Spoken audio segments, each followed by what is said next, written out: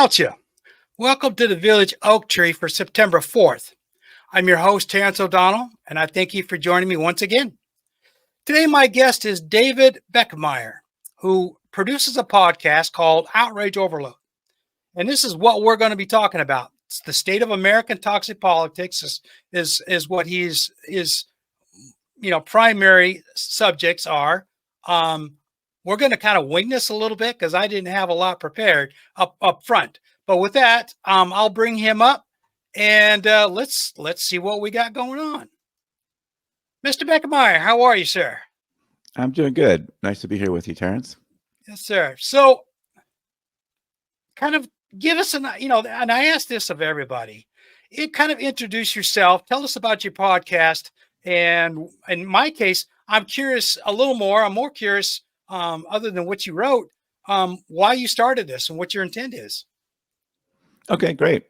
Yeah, well, I'm David Beckemeyer, and I was a tech guy for a long time. So I was in Silicon Valley in the tech industry, and kind of did that for quite a few years. I retired from that a few years ago, and we were kind of in a lot of this, this ramping up of things. You kind of had the 2016 election that seemed to ramp a lot of things up. And, you saw people getting mad at each other online and getting in fights in like real life and disconnecting with friends and family, and Uncle Joe can't come to Thanksgiving anymore and all this kind of stuff. And you see that kind of thing. And then you see, and then you had the COVID stuff and lockdowns. And then that kind of, everybody was afraid again. And we had lockdowns and people fought over that. And so it ramped up even more. And I kind of just saw all this going on around me and in my life. And like, what's going on here? We're losing friends over politics, lifetime friendships, family members we've had forever. And everybody's got a story like this. I mean, pretty much. I do. Yeah, everybody's got a story like this, And so it's like, what's going on here? I mean, this isn't, like what's happening? Like what's going on with us? And so that was my big driver. And there were a number of sort of straws that broke the camel's back kind of things towards the end. And that got me sort of just looking into it. And then from there, okay, so what's going on? I'm kind of a science geek, science nerd. So maybe we can see there's some research going on in this space and some work happening. And so there was, it turned out. So I thought, okay, well, that's an interesting topic. How can I present that? Well, as a vlog or a blog or whatever. And I settled on a podcast because it could be long form. You can deep dive a little bit. And maybe I thought, well, people tend to like to be told stuff rather than read stuff. Yeah. So instead of writing 10,000 words, I'll have somebody on and I'll kind of be the layman, and I'll try to have them. So my show isn't like two academics, two professors talking professor to professor, or I try not to have it be that. I try to have it be, a couple of folks talking over a coffee shop, and how can we present some of this scientific material in layman terms. And then I'll be the, my role is kind of to be the, I'm not afraid to ask the dumb questions. So, I'll ask the questions people would like to ask. And then and it turns out scientists aren't the only things I bring on, and researchers. I also talk to practitioners, because there are a lot of practitioners out there kind of looking at this space and trying to actually do stuff beyond just the research and what's happening. So that's another area where I talk. So I talk to psychologists, but also I talk to like community leaders and religious leaders, and this kind of thing. All these people that are out there doing stuff in this space, trying to see what we can actually do to lower some of this toxicity. So that's how this all got started. It was in my life, and it's in my and you just saw it all over the place. And I thought there's got to be something that we can start looking at this. Sure. I mean, I've read a lot of articles on this stuff. I know some people who do blog articles on this same subject, and yeah, my history goes back to kind of like 2016. Donald Trump was doing his thing. And of course, as old as I am, we're both similar in age, it seems like. I went through all the years in the 60s and 70s when Donald Trump was ripping everybody off, and everybody, anybody who ever paid attention to any kind of news knew this guy was a crook going, right from the get-go. So I said, all right, there's no way I'm voting for this guy. So I have a son-in-law, and back in 2016, 2015 even, he was all over this. Oh, he was a diehard Trump, this, that, and every other thing. And I'm like, and I started a conversation with him, and it didn't go well. So I didn't touch it again. I never brought the subject up with him. I also have a younger brother. Now, obviously, he's a lot older than my son-in-law, of the same mind. He is a big Trump fan, and he's not as aggressive as my son-in-law in that regard, but he still is very much in there. And so him and I stopped talking a few, years ago. And I'm like, okay, I mean, and that's basically what it's come down to. And I think a lot of families are the same way. You have these people in your family, and you either get in a fight with them and it blows up and goes crazy, or you just stop talking to them. And that's kind of where I went, is I just stopped talking to these people, even though we're, like my brother, we're blood relatives. My son-in-law is married to my lovely daughter. She's of the opposite perspective. And I've often asked this question, how do they survive in that house? Because she's as liberal as you can get. And he's, like I said, he's deep dive into Trump MAGA. So I'm like, yeah, I don't get it. I don't ask questions, but I've always wondered. And of course, my daughter being the apple of my eye, so to speak, I'm very concerned about her, well-being.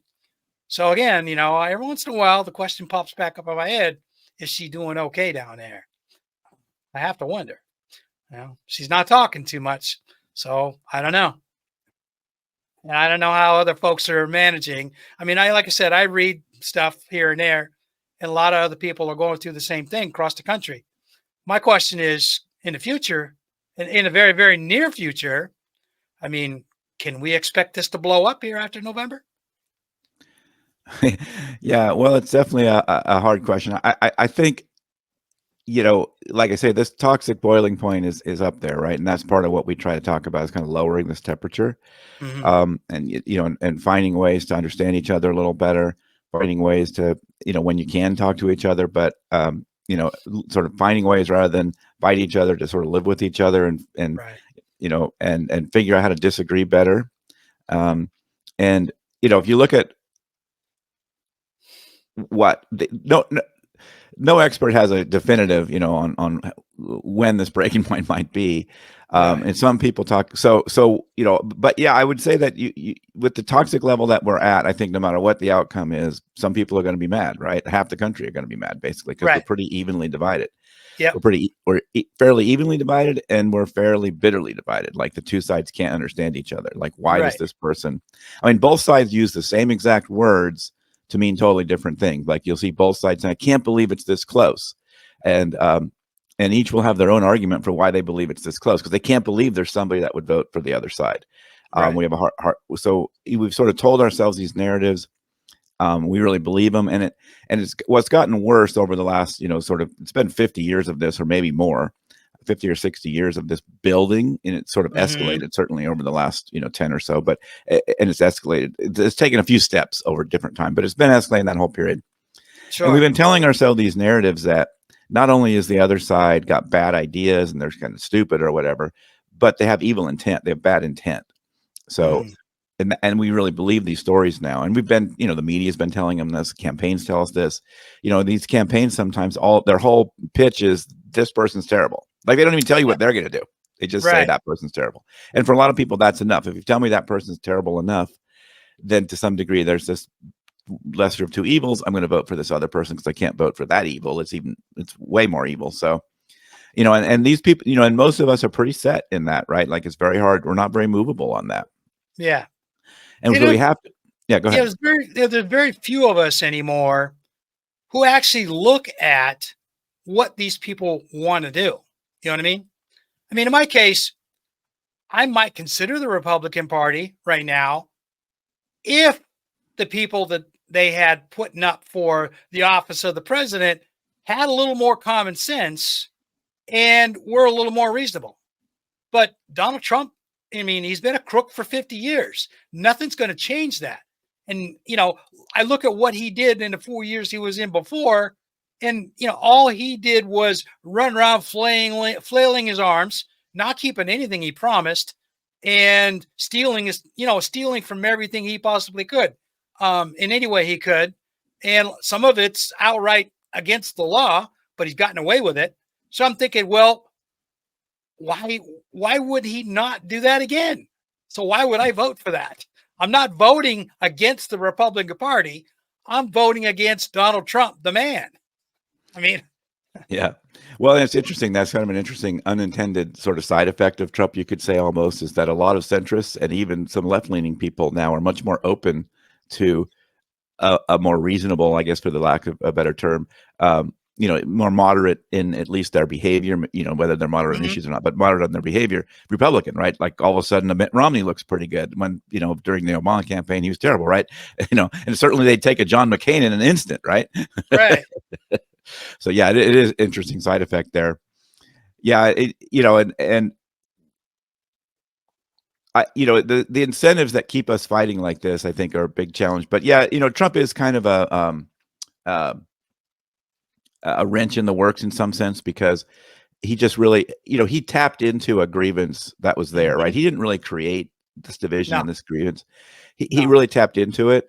And I think that there's a reckoning there that has to come. And and I think, neither side is really, I think the left needs to be, more appreciate that more. Like it's not going to do you any good just to call everybody that wants to vote for Donald Trump stupid, or you just, figure they're a lost cause. Somewhere in there are, there are good reasons, and understanding those reasons is going to be important, and doing, figuring out how you're going to, help those people, or, give them ideas you're going to help them. But to your point about like people don't really look at what anybody's going to do, that's been intentional to a degree, right? I mean, the politicians and the campaigns and the parties have spent effort on that, right? I mean, it's like it's hard to do policy, and it's hard to, and they aren't as different as they want to appear to each other, right? No. When you look at these policies, if you look at even the two, RNC and the DNC put out their campaign, or what do they call it? Their platforms. And if you tear them down and take away some of the buzzwords and the mean words and stuff, they're a lot more similar than they are different. Exactly. Right? Yeah, and that's one of the things that a lot of people don't realize, because they're not looking underneath the hood, so to speak. Okay, all they see what's being flashed on their screens, and they, one of the things I was reading about here a while back is the media basically runs on what they call clickbait articles, right? So they set up headlines to get your attention, and then if you really, really want to get beyond that, which few people do these days, you can read the article. A lot of times, what's the meat of the article really is not what it says in the headline, okay? But it's clickbait, as they call it. And that's what drives the money for the media. And that's the other part of this whole thing, is this is what people don't realize, is that the capitalist society, the extreme capitalism, the United States and Western Europe to a lesser degree find themselves in, is driving all of this right down the throats. Okay. And nobody realizes what's going on. We're all being led like sheep to slaughter. And, so because I read everything from both sides, I mean, I don't read the more extreme stuff for that matter, but I do read from the right, I read from the left, some things here and there, but the majority of what I read comes from outside the United States, because I can't trust American media anymore. I mean, you listen to CNN or NBC, ABC, CBS, and this is something I learned when I was in the Army years ago, that they're all being told what they can publish. Okay. And even recently in the last 10, 11 months, with this business going on in Gaza right now, is that the federal government is telling mainstream news, you can publish this, can't publish that. We're going to tell you what you can and can't do. And editors are scrubbing journalist articles because they don't fit the government narrative that they want to put out. And this has been in multiple independent news journalism, for several months. And, I'll give you an example. I didn't know this until I went to Afghanistan in 2002 with my Army unit. Now, we were a special operations unit, so we operated kind of outside the wire and all that. So at one point, we had journalists embedded with our unit. They were there to do some fluff stories on some, humanitarian stuff that we were involved with. And I actually had a reporter from the New York Times tell me then, now this is 2002, tell me then that they were only allowed to publish per government mandate what certain articles, and they could not talk bad about certain things. You could only write about this, you can only write about that. And I said, well, why is that? I thought you guys had freedom of the press. He said, no, we don't have freedom of the press. Not at all. Okay. You want to, if you want to work for, coffee money, you can go to work for an independent media outfit. But if you want to make the big money, you go to work for New York Times, Washington Post, and the big guys. But you get told what you can write and what you can't. If you submit something and the editor's got a guideline of what they're able to publish, they're going to scrub your article and they won't touch it. I'm like, wow, okay. So it kind of jerked my head around. And now you can understand that that's 22 years ago. And I've been watching all this stuff ever since. And 2003, I was back home, but I was watching the news. And I saw another instance of outright censorship of the government against American newspaper when the Washington Post got told that you are not allowed to publish any negative stories about the invasion of Iraq. And I'm like, okay, I saw that. And, I read the article and I've never forgotten it. That Washington Post was under threat of government sanction for publishing articles that were critical of the invasion. And ever since then, I've been watching media from overseas, and they're picking these things up. But you don't see any of that in the United States. So, ever since I've been kind of like, okay, all right, here we go. There's no such thing as freedom of the press. And even my own case, YouTube has gotten in on this censorship here of late. I had a video that I posted about COVID. It was critical of the CDC, and YouTube didn't like it, so they pulled it. I'm like, okay, that was interesting. And then about a week or so ago, some other podcasters that I watch, independents, they got blocked for a whole week. A media outfit called the Gray Zone. They published something about Israel that they didn't like, so YouTube said, "Yep, sorry, you're blocked for a week." And their sponsor, another podcaster, interviewer, also got blocked for the same stuff. So yeah, censorship is alive and well here in the United States, and so much for And then we go back to the other things in the First Amendment, freedom of speech. Okay, last spring we had all the peaceful pro-Palestinian college students on their college campuses being overrun by militarized police simply for daring to be pro-Palestine. Okay. I mean, they weren't doing anything else other than peaceful protest, and they got rolled up, and it was across the country. Austin, Texas, UCLA, Columbia, New York, and several other universities. And now the students are saying, well, we're going to do it again here this fall. Well, guess what? You're going to get more of the same, because the government is going to say, no, you're not allowed to criticize Israel, so on and so forth. UK, Germany especially rolled up all their protesters. So the West, what I call the West, Western Europe and the United States, and even Canada to a lesser degree, are all about saying, now you can protest, but you can only protest what we tell you can protest. So much for First Amendment rights. It's not there anymore. Well, I think I'd have a lot of guests on my show that would probably disagree with you to a degree and think like it's all in moderation and somewhat, and we're trying to enforce all those things. But one thing that we talk about a lot on my show, I do bring in folks on media. So I do have a lot of conversations about media, and then you were sort of talking about the clickbait problem and all that. And yeah, I mean, a lot of people don't know that the author of the piece didn't write the headline, right? That's written by like the marketing department, right? So it can go in any direction that it wants. And so even sometimes the journalists themselves are mad at those headlines because it doesn't say what the article says. Yep. But and like you were saying, a lot of it is the incentive structure, right? I mean, so this is true of social media. I mean, you could say that it was, a bunch of guys in a room and getting together and they wanted to tear the country apart, but really they just want to make money.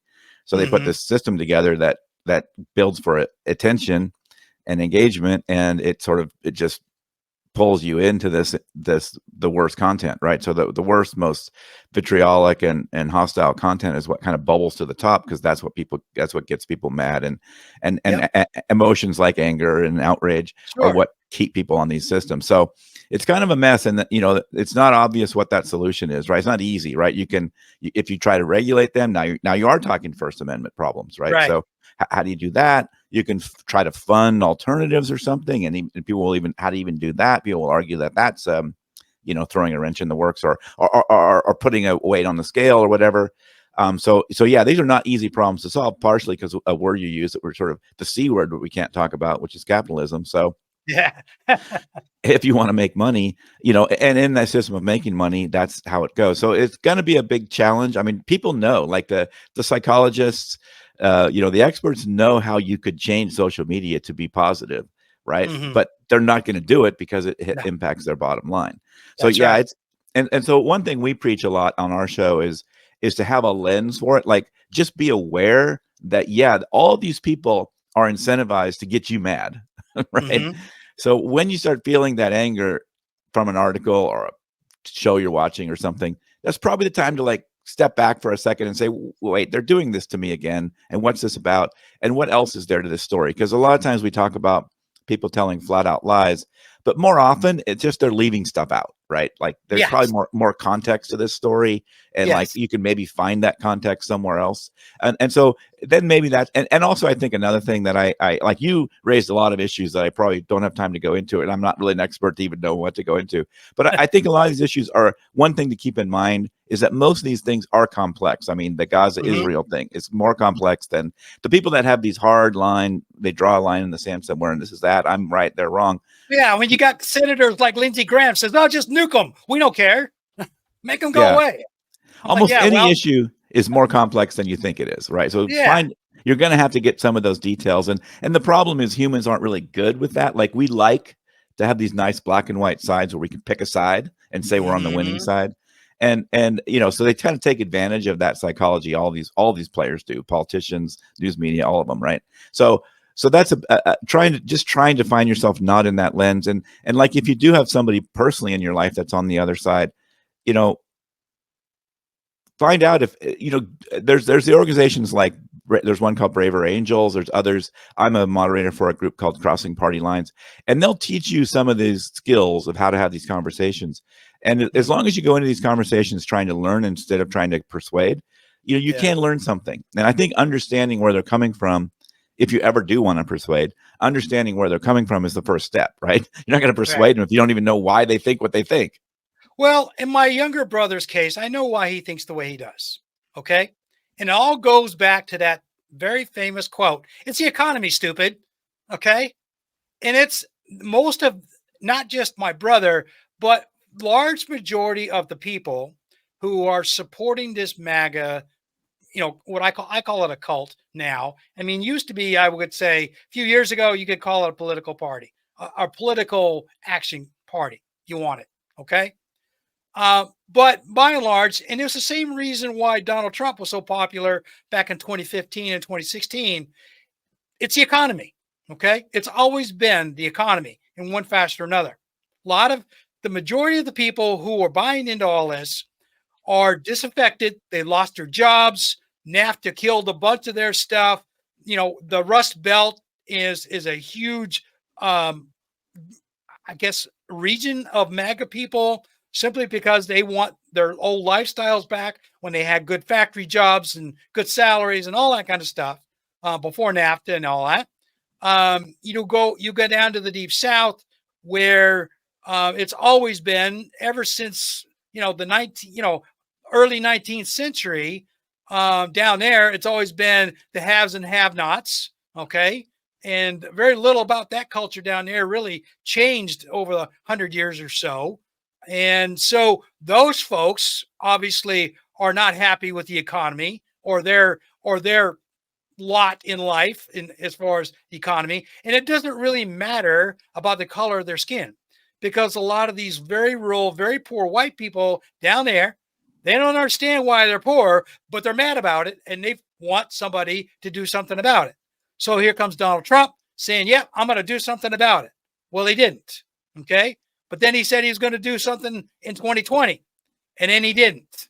So then Joe Biden comes along and he says a lot of things, doesn't do much. And people are starting to wake up to the fact that, hey, these guys are saying a lot, but they're not doing anything. All right.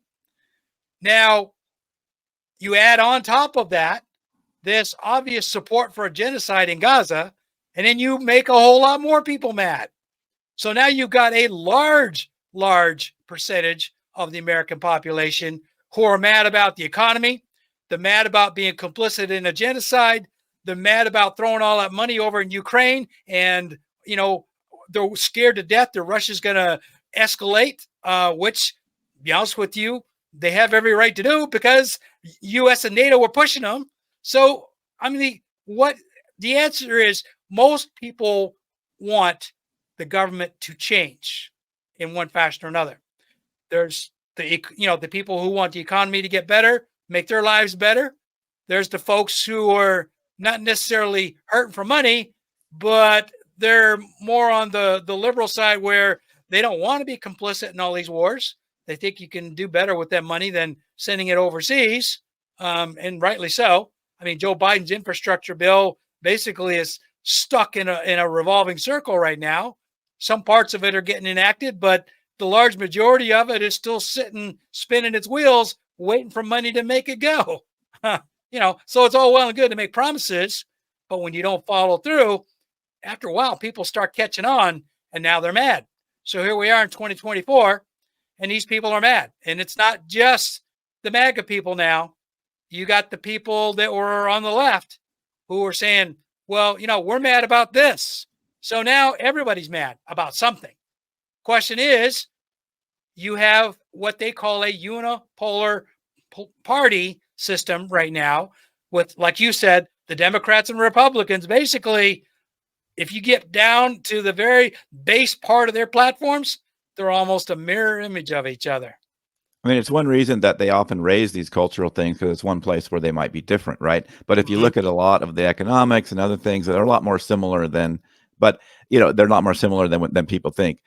And there's also a real perception problem of how America works and how our government system works too, right? I mean, politicians promise stuff they always had, but it's up to us to realize they don't even have the power to do that. Like the president can't do all that stuff. Like they need Congress to make the laws. Presidents don't make laws. And so we expect a lot, and these guys that come in and say, I'm going to fix it. Well, they can't really. And I will say that, at least the Biden administration, when they had both houses for a little while, they did get the CHIPS Act and the Infrastructure Act. I think those will help those Rust Belt areas and all those that are affected. It's not going to fix everything, but at least there was something that happened. But yeah, it's not. Those, especially if they're federal government, they take a long time to happen. So some future president will sort of get the credit for that, right? But they are real things. They really did happen. But in terms of that, in terms of that left behind sentiment, I think that's a big one. And I've had a lot of experts on. Again, I'm not a total expert on all this, but I kind of rely on a lot of the experts, and I follow up and try to read about it. But so I mean, one of the things that has happened is that we've put a lot of the opportunity and the wealth into a handful of cities around the country, right? So if you're in parts of Texas, you're in, parts of Ohio, you're in parts of Wisconsin, you're left out. Like they don't have those opportunities where you live. So you can have these people simultaneously kind of thinking things are great because, wow, the jobs are everywhere. I mean, this is wonderful. I have, it's too many jobs. I can't even keep up. Like the companies can't hire fast enough, this kind of thing. But that's because you happen to be in one of those places that has that going on. And so that's a big problem. And, a couple of things that there's some polling recently to back up some of what you were saying too. Like there's a recent poll talking about how I think it was almost 70% of Americans want either major changes or they want to just tear the system down and start over when it comes to politics and economics. And I think bundling politics and economics is maybe not the right way to word that question, but it still tells you there's dissatisfaction out there, right? Right. Yeah, and so and I think that's that. So you can see this stuff showing up in polls, and but it is kind of scary because these populists like a Trump can come up and say I can fix it all, and he sort of can't. I mean, if he wanted to, No. he sort of can't, right? I mean, our system of government is designed that it's kind of hard to do things, and when you're as divided as we are, it's even harder, right? Because Yep. and when, to some extent, I put this back on us, when we are so tribal that we don't even want our side to ever compromise with the other side, that even makes it harder to get anything done. Yes. And unfortunately, that's what things have come down to now. Right. I mean, We get mad if our side makes a yeah, compromise of any kind. it's become a very diverse, divided tribal mentality now between the left and the right. You can call it whatever you want: Democrats, Republicans, Right. socialist, MAGA, whatever label you want to give it, but it all comes down to the same thing. We've divided ourselves into even tribal camps without realizing it. It's just kind of morphed that way over the last probably 8 to 10 years. And now the question is, usually when you see things like that happen, and it goes back to what you said, it does take time for these things to boil up. Well, this stuff has been boiling up for at least 10 years now. And it's getting ready to come to a head. So the FBI is actually sending out alerts right now saying that these certain groups are gathering up arms. They're watching them and they're waiting for, what's going to happen after November 5th. And a lot of these people are saying, well, you know what?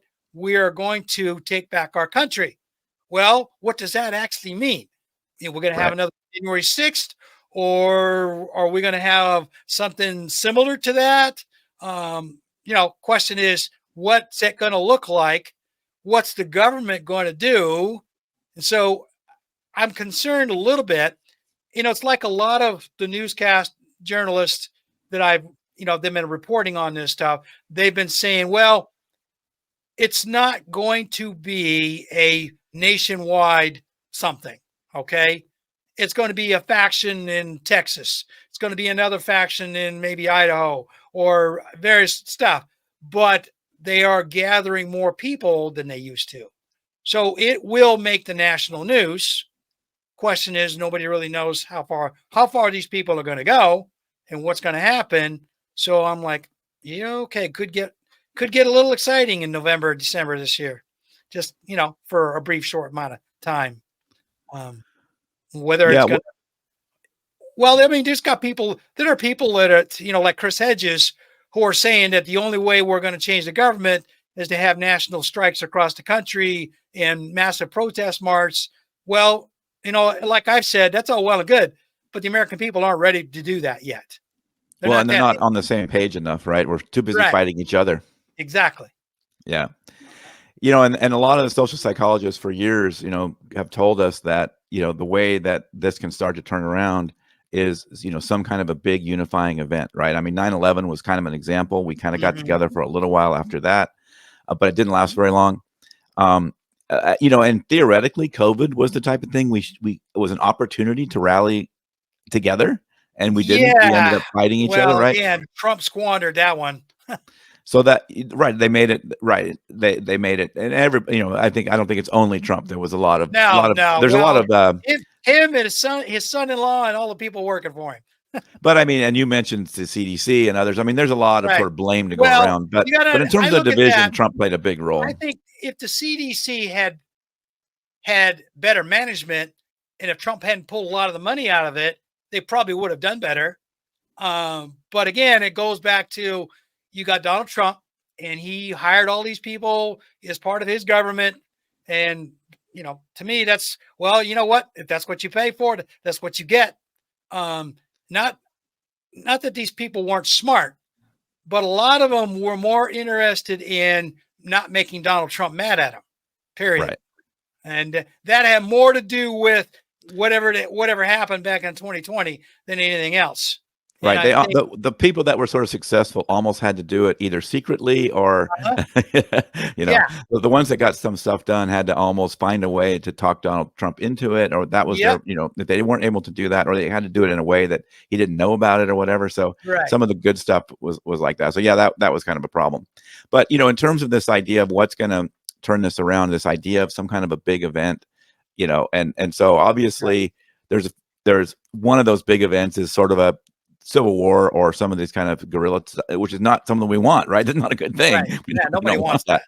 But if you look at some of these things that have happened that could have been those catalysts and it didn't happen, like we only got more mad about it.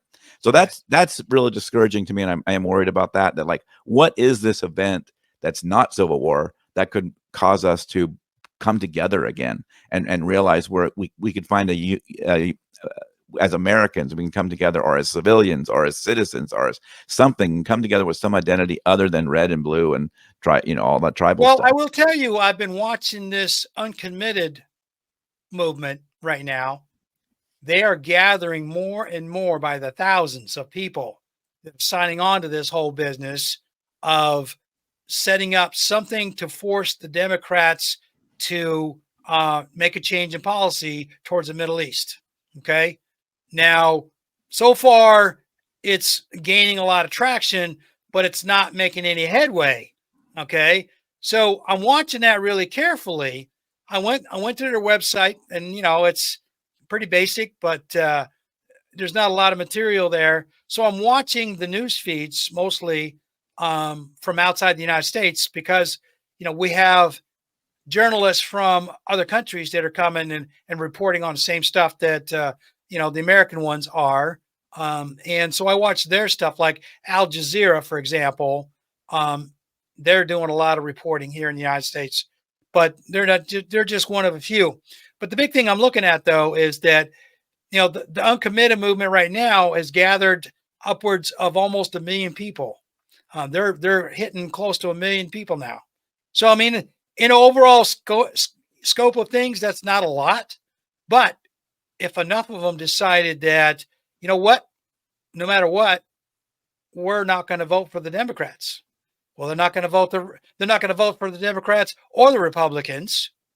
And one of the things that one of the things they're saying is what I said earlier. They have come to the realization that there is no Democrat, there is no Republican. It's a unipolar party underneath. They've figured it out. And so now that's one of the reasons why this uncommitted movement is gaining strength. Now, question, and this is my biggest question, is it going to be big enough to make a serious dent in the election here on November 5th? Nobody really knows for sure right now. So I'm kind of watching that, just to see. I mean, I don't know. I'm on the fence, truthfully. I don't know if you've heard anything. Well, I know that, if you look at just the elections of the recent elections, like going back 20, 25 years, there's some presidential elections in particular are so close, and it's all decided by a few states and a few voters in a few states. So it's hard.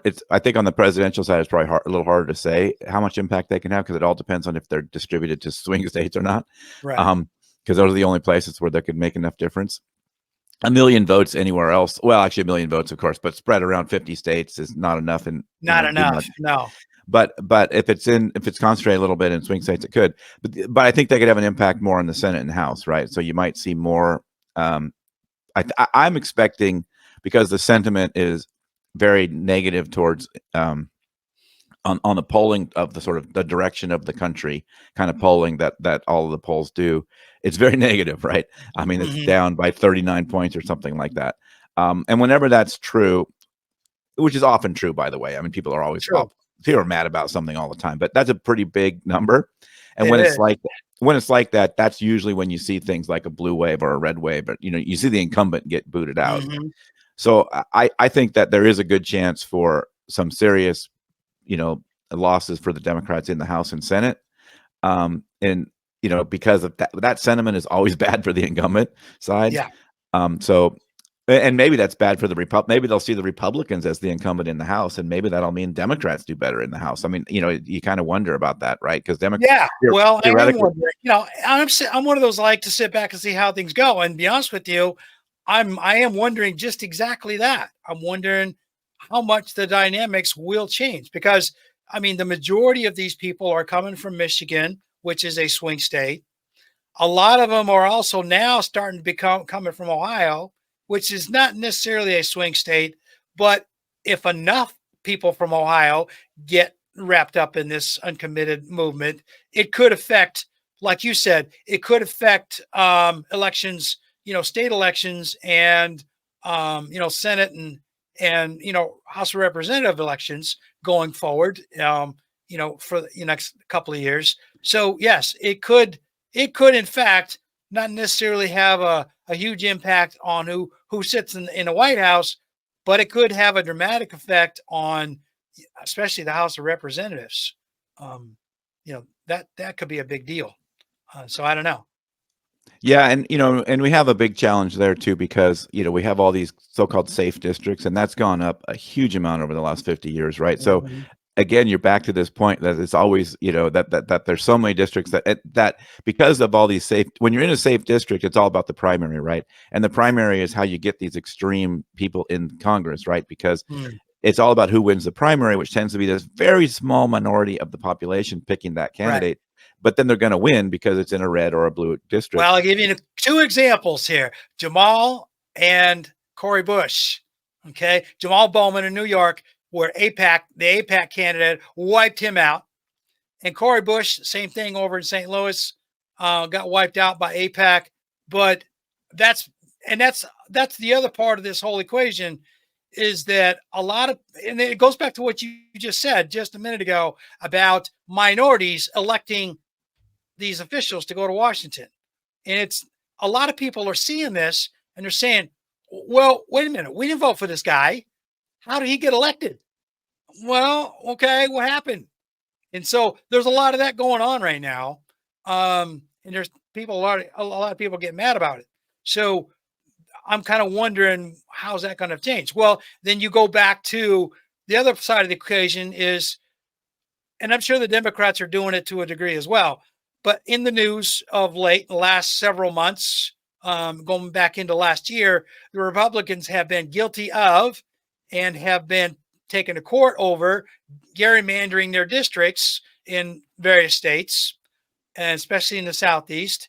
And so that's going to have an effect. There's a lot of people really mad about that.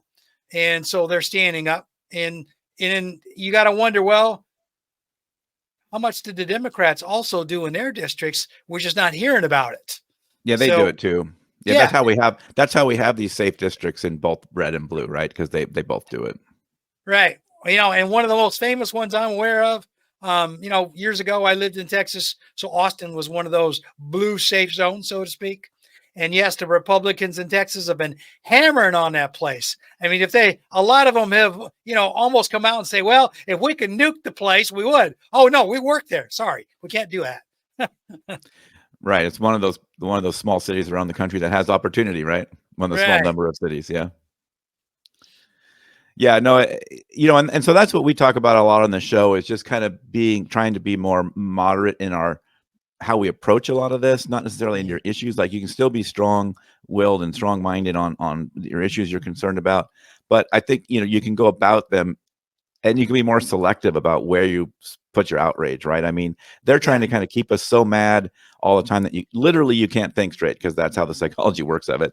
That Sure. you're mad and you're just not thinking things through. So if you could temper that, and then maybe you might focus. Maybe there's some things we should be more outraged about, right? So I'm not 100% against outrage, but I'm against the outrage overload. This idea that we're just got things dialed up to 11 all the time, and we're not Mhm. getting anything done. So be have I think that's one thing that I really try to focus on is just try to be a more um, observant observer, right? Like pay more attention, more diligent Yes. about the stuff you're taking in.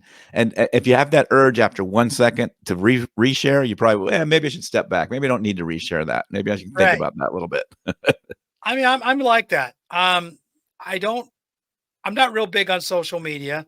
Uh, you know, and I think a lot of it is because I grew up in the age where there was no computers and cell phones.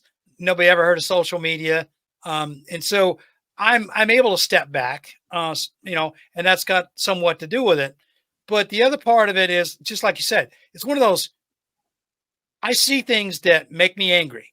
Okay, and yet I think to myself, okay, all right, that's all well and good to be angry about it. But what do I want to say?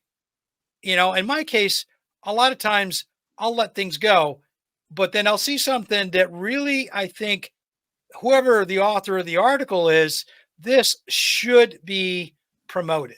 You know what I mean? they've said something really, I don't know. I guess I don't have a word for it, but something really strong and Or very supportive, profound. profound. Yeah, there you go. That I'm thinking, all right, you know what? This is something that I do want to mention to the people that pay attention to me. So, I mean, I have a Substack page where I share certain articles from people once in a while, not a lot, but every once in a while. And I do other podcasts, different things where I'll share news articles that I pick up, that are in line with my viewpoints. And I consider myself kind of in the middle. I'm an independent, but I kind of must, sometimes I lean a little left, sometimes I lean a little right. Um, the only Republican I'm an Irish Republican. Okay. I'm not an American Republican. But that's another story. But the idea is that I I take what I want because I've always looked at presidential and congressional candidates as job. You're up for election, then I want to see your resume. Okay. I want to know, are you qualified to do the job? Are you, what are your viewpoints that are in line with my, what I call middle of the road? And I look at you as like, okay, if I'm a boss and you're interviewing for a job I have open, which happens to be senator of my district, or you want to be the president of my country, then you're coming to me like all the other citizens of this country and saying, hey, I'm interviewing for this job. This is what I think I can do. All right. And these are my qualifications. All right, fine. So we hire you for 4 years, or in Congress, we'll hire you for 2 years, whatever the case may be. If you hire you for the Senate, you're there for 6 years. But the idea is that you're being hired to do a job. Okay. You work for us, not the other way around. But unfortunately, in the last probably 40, 50 years, things have turned around. These elected officials, they go to Washington, and once they hit the door, they say, well, no, we're here, we're doing all this, and everybody works for us. I'm sorry, we elected you. Okay. Whatever happened to government of the people, for the people, by the people? Well, that's got turned around. It's not the case anymore. Uh, it only works when they're going for election. Then once they get elected, then that goes out the window. Well, I mean, I mean, holding them accountable is where we don't do a very good job, right? I mean, Exactly. I think, and I think, and that's an exaggeration too, because there are cases where people do get kicked out, but a lot of that is Right. is the stuff that we talked about earlier, which is they create these safe districts, so it's pretty hard to kick them out. They have to worry about the primary, and then after that, they're good, like they know they're going to win. And this idea that they don't have to campaign on doing anything, right? Because we don't hold them accountable to that. We hold them accountable to how much did they make us mad about the other side? How much did they Right. tell us Yeah. how we're good, they're bad? Yeah. And we like that feeling of saying we're good, they're bad. And if they do that, like I see people talking about how they love, Adam Schiff is just one example. What does the guy do? Most, and he probably does do stuff, but if you see him talking about things, mostly all he ever talks about is how bad the other side is. Yeah. And people love him. Like, wait, you love him, but what did he do? No one can really tell me what he did. I'm sure he does do stuff, but it's just, and that's just one example of 435, right? You're So right. I'm only picking on one guy, but Think about this example too. How long did it take to figure out that Santos was a crook, but he got elected? And look how long it took him to get rid of him. right. I mean, come on. Well, and that's, again, like our justice system is wheels move slow. That's definitely true. Yeah, I'm sorry. But also, but it goes back to this district elected him. They have the ability to jerk his chain and saying, okay, you belong in jail. We need to replace you. Okay. But they didn't. Okay. And they waited and hemmed and hawed, and the Republicans played their games. And then finally, the stuff got so egregious that they finally said, all right, you're done. All right. right. And then Melendez, just just And I got even was surprised they did that at this point. At this point, there's like nothing anybody can do. Like it's like they just stay in anyway. I mean, and yeah. you had Menendez too, but it's like, yeah, at this point, I'm becoming so cynical. It seems like there's no crime you could commit that will get you kicked out. Well, there's a lot of truth to that now with the Supreme Court latest deal, saying presidents can pretty much do whatever they want as long as they label it under the duties of the president. So he can walk out with a 9mm, shoot somebody in the head on Fifth Avenue, as Donald Trump said, and as long as I did it and labeled it as the duties of the president, I can't go to court for it. Well, the Supreme Court just said, yeah, pretty much. And I'm thinking, okay, that doesn't get more outrageous than that. I'm sorry. there has to, to me, there has to be a limit. And I firmly believe that I don't care if you're the president of the United States, you still need to be held accountable for what you do. And no matter whether it's your personal life or in the duties of the president, if you commit a crime, period. Okay. Whether it's a war crime on foreign soil or something, here where you're taking bribes or what have you, you should be held accountable for it. Unfortunately, 6 judges on the Supreme Court said, nope, no, go ahead, do what you want. Well, and theoretically, we have the impeachment, right? But Yeah. And again, I put this back on us because we let ourselves get into this tribal mode so much. But like impeachment can never happen in this divided. There's no crime. I don't think there's no crime.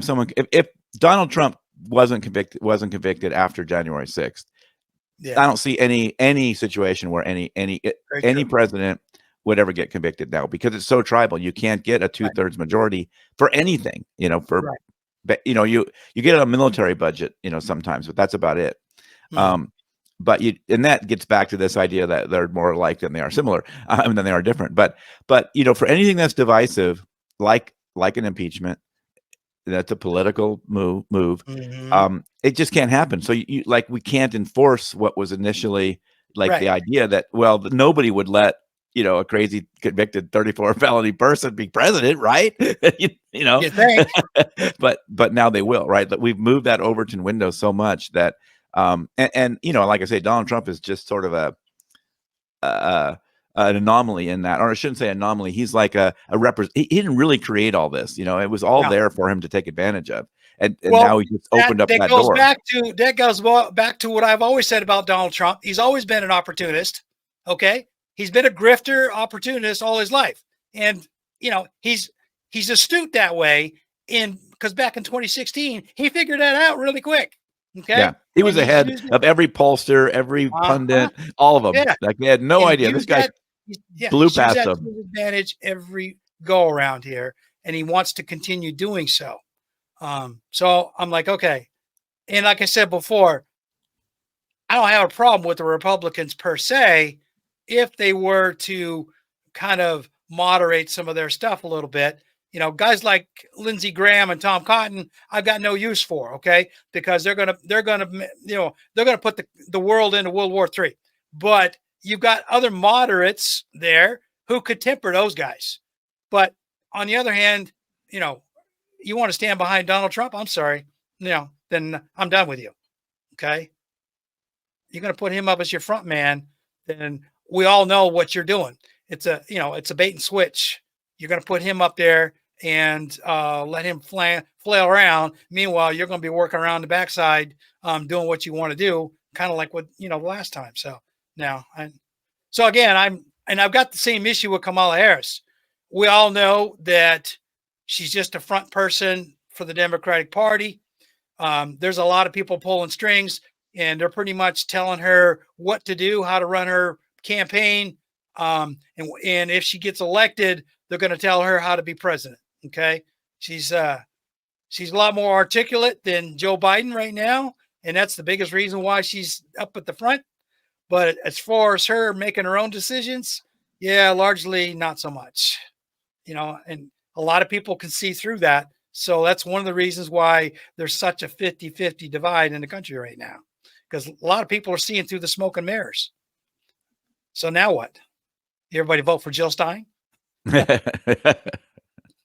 I don't know. Could get interesting. Yeah, I mean, it's a challenging problem because the election reforms are hard. Again, anything divisive now is hard to get through Congress and hard to make Right. those laws. The states have some control over things. I mean, we could do more ranked choice voting. That might help. But in the end, it still might go back to the same two at the end. But maybe that would create more openings for, some more third-party pressure. And that third-party pressure, even if the third party ultimately fails, that third-party pressure might at least get the other parties to change, right? Yeah. So that's one reason why I think some of those electoral reforms are reasonable to look at. And I'm ready to try anything. Like, you want to do ranked choice voting? Let's try it. Like, let's find out if it works. We don't know Well, it's if it's worked going for to a work or couple not. of states. Right. It seems to be working. Yeah, Maine did it. Started it here a couple election cycles ago, and it seems to work for them guys. It made a couple of people, a couple of counties up in Maine mad. I say that only because I'm from there. So I pay attention to what's going on. But yeah, it did. But it worked. Overall, it worked well for them. It gave them a good balance. So yeah, there is some thought to that ranked choice voting. And a couple other states have made it work for them. I was reading something here a month or so ago. One state has it and they don't like it. So I don't know. But again, everything depends on the electorate in the state. Right. They either like it or they don't like it. So right. You can't do it nationally because it's not in the Constitution. That's not how we run elections. No, has to be done state. But so who knows? Who knows what the future is going to look like? So listen, I'm going to go ahead and cut this short here. So if you got any last thoughts before I close out? Well, I had a guest, Peter Coleman, who runs a group called Starts With Us, and he was saying, what business are we in? Well, we're just trying to prevent civil war.